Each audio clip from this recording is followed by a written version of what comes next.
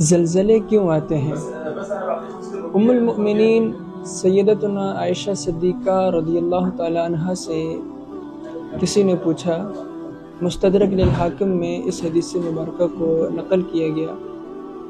آپ رضی اللہ تعالی عنہ سے کسی نے پوچھا کہ اے ام المؤمنین، اے مومنوں کی ماں، ہمیں اس بارے میں آگاہ کیجئے کہ زلزلے کیوں آتے ہیں۔ تو حضرت سیدتنا عائشہ صدیقہ رضی اللہ تعالی عنہ نے جو جواب دیا، اس جواب کو دل کے کانوں سے سننے کی ضرورت ہے اور پھر اس پر سوچنے کی ضرورت ہے کہ ہم کس نہج پہ کھڑے ہیں۔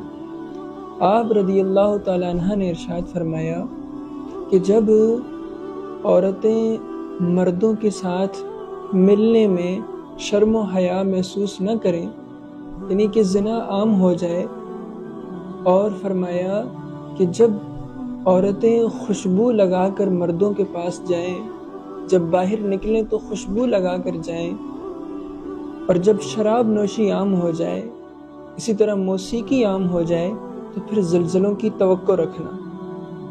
اب اس حدیث مبارکہ کے اندر جو نشانیاں آپ رضی اللہ تعالی عنہ نے ارشاد فرمائی، اگر ہم ان نشانیوں کو آج کے اس دور میں دیکھیں تو من و عن وہ سب کی سب پائی جا رہی ہیں۔ ہماری مائیں بہنیں جب باہر نکلتی ہیں تو نیم عریاں ہو کے نکلتی ہیں، وہ با لباس ہو کے بھی بے لباس ہوتی ہیں۔ انہی کے متعلق میرے آقا و مولا صلی اللہ علیہ وسلم نے ارشاد فرمایا تھا کہ ایسی عورتیں جنت میں جانا تو درقرار، بلکہ جنت کی خوشبو تک بھی ان کو میسر نہیں ہوگی۔ کاسیات عاریات مائلات ممیلات، یہ ان سب عورتوں کے اوصاف ذمیمہ ہیں جو احادیث مبارکہ کے اندر ذکر کیے گئے ہیں کہ وہ عاریات، با لباس ہو کے بھی بے لباس ہوں گی۔ جیسے کہ آج کل ہمارے معاشرے میں ہے، چست لباس کا ایک رواج بنا ہوا ہے، اور گلے کے اندر انہوں نے جو چادر لٹکائی ہوتی ہے وہ چادر تو نہیں ہوتی، کیونکہ چادر وہ ہوتی ہے جو سر پہ اوڑھی جائے، جو گلے میں ڈالی جائے اس کو چادر نہیں کہتے، اس کو پٹا کہتے ہیں۔ تو ہماری عورتوں نے گلوں کے اندر یہ پٹے لٹکائے ہوتے ہیں۔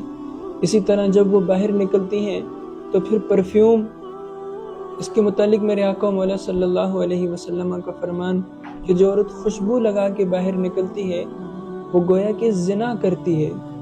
اب اس کو ہم ذرا غور و فکر کریں اس بات پہ کہ ہماری مائیں بہنیں جب تیار ہو کے باہر نکلتی ہیں تو ہم انہیں کون کون سی پرفیوم میسر کرتے ہیں۔ اسی طرح موسیقی کے متعلق دیکھ لیجئے، آج کے اس دور کے اندر جگہ بہ جگہ موسیقی عام ہے، جگہ بہ جگہ گانے باجے عام ہیں، حتیٰ کہ ہماری مساجد بھی اس موسیقی سے محفوظ نہیں ہیں۔ وہ اس طور پر کہ جو ہماری رنگ ٹیونز ہوتی ہیں ان کے اندر بھی موسیقی موجود ہوتا ہے، گانے باجے موجود ہوتے ہیں، اور وہ عین نماز کے اندر بج رہے ہوتے ہیں۔ تو ہماری نمازیں، ہماری مساجد بھی اس موسیقی کی لت سے محفوظ نہیں ہیں۔ باقی تو گھر گھر کے اندر دکان کے اندر جہاں جہاں آپ جائیں گے آپ کے کانوں میں اب تلاوت قرآن کی آوازیں نہیں آئیں گی بدقسمتی سے، بلکہ اب آپ کے کانوں میں یہی گانے باجے کی آوازیں آ رہی ہوں گی۔ تو اللہ تبارک و تعالی ہمیں اس بری لت سے محفوظ فرمائے، پھر انشاءاللہ عزوجل اللہ عزوجل کی رحمتیں بھی نازل ہوں گی۔ یہ سب کچھ کرتے ہوئے ہم اگر یہ توقع رکھیں کہ اللہ تبارک و تعالی آسمان سے ہم پر رحمتیں نازل فرمائے گا، ایسا ہرگز نہیں ہو سکتا۔ جب یہ سب کچھ ہوگا تو پھر توقع رکھی جائے زلزلوں کی اور آفات و بلیات کی۔